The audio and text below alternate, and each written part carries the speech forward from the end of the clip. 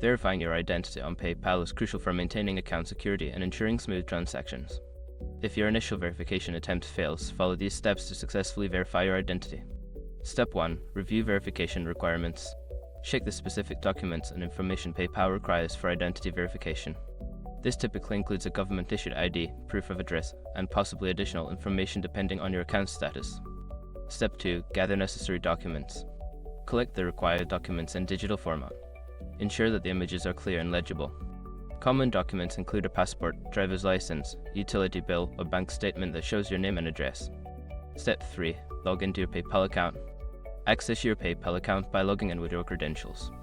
Navigate to the Settings section where you can find options related to account verification and security. Step 4. Resubmit verification documents. Locate the verification section and follow the prompts to upload your documents again. Make sure to double-check that all files meet PayPal's requirements and are properly formatted. Step 5. Contact PayPal support if necessary.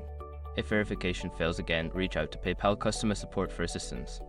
You can do this through their help center, email, or by calling their support line.